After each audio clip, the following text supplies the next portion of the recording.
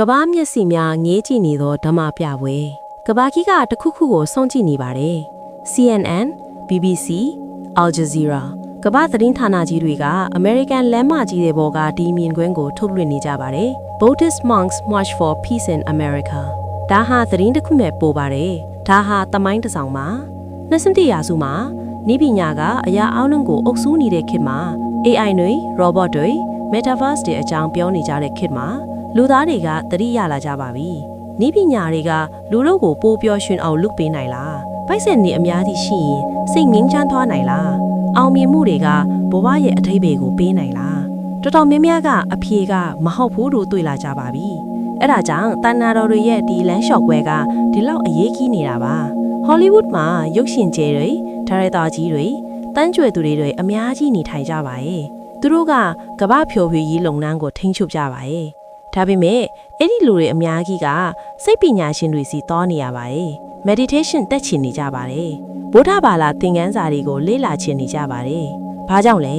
ဘာကြောင့်ဆိုတော့အောင်မြင်မှုကအတွင်းစိတ်ငြိမ်းချမ်းမှုကိုမပေးနိုင်ဘူးဆိုတာသူတို့သိလာကြပါပြီ Steve Jobs ကိုပဲကြည့်ပါ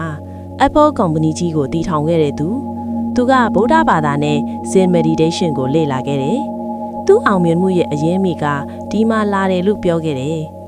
Mark Zuckerberg, Jack Dorsey တခြား Silicon Valley ရဲ့ CEO ကြီးတွေအများကြီးက meditation လုပ်ကြတယ်။ဗုဒ္ဓဘာသာအယူအဆတွေကိုလေ့လာကြတယ်။အခုတန်ဃာတော်တွေကတိုက်ရိုက်ရောက်လာပါပြီ။ Silicon Valley ရဲ့နှလုံးသားဖြစ်တဲ့ San Francisco နဲ့ San Jose မြို့တွေအနီးမှာငွေကြေးစီးပွားရေးရဲ့မြို့တော်ဖြစ်တဲ့ Los Angeles မြို့မှာသူတို့ရှောက်နေကြပါတယ်။တာမန်လူတွေစီးပွားရေးသမားတွေကျောင်းသားတွေဆရာဝန်တွေအင်ဂျင်နီယာတွေလူတန်းစားမရွေးရပ်ကြည့်နေကြပါတယ်။တချို့ကဖျားရှိခိုးနေကြပါတယ်။တချို့ကလက်အုပ်ချီးနေကြပါတယ်။တချို့ကဓာတ်ပုံရိုက်ပြီးဆိုရှယ်မီဒီယာမှာတင်နေကြပါတယ်။ဒါပေမဲ့အရေးကြီးဆုံးကတချို့လူတွေရဲ့မျက်နှာထဲမှာအပြောင်းလဲတွေ့ရတာပါ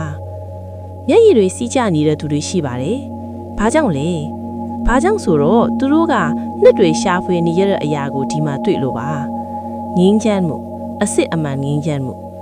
TikTok မှာဗီဒီယိုတွေတန်းကြည့်ပြီး view ရနေပါပြီ။ Instagram မှာပုံတွေပြန့်နှံ့နေပါပြီ။ YouTube မှာလူတွေထောင်ကြည့်ပြီးကြည့်နေကြပါပြီ။ Comment တွေဖတ်ကြည့်ပါ။ I'm not Buddhist but this touched my heart.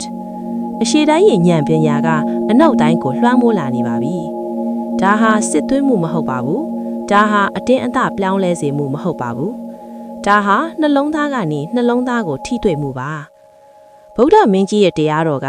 နိုင်ငံပိတ်စည်းရိုးမရှိပါဘူး။ဘာသာစကားကန့်သက်ချက်မရှိပါဘူး။လူမျိုးကြီးခွဲခြားမှုမရှိပါဘူး။တရားတော်ကအပီးပီးဆိုင်ရပါစကြဝဠာအတိုင်းအတာနဲ့ကျေဝန်းပါတယ်။အခုတန်ဃာတော်တွေရဲ့ခြေလောင်းတိုင်းကဒီတရားတော်ကိုမျိုးစေ့ကြည့်နေတာပါ။နောက်လာမယ့်မျိုးဆက်တွေအတွက်အနာဂတ်တစ်ခုတည်ဆောက်နေတာပါ။ငြိမ်းချမ်းမှုရဲ့အနာဂတ်မေတ္တာတရားရဲ့အနာဂတ်ဓမ္မတရားရဲ့အနာဂတ်ကဘာကြီးကစောင့်ကြည့်နေပါတယ်ကဘာကြီးကလေ့လာနေပါတယ်တာဒု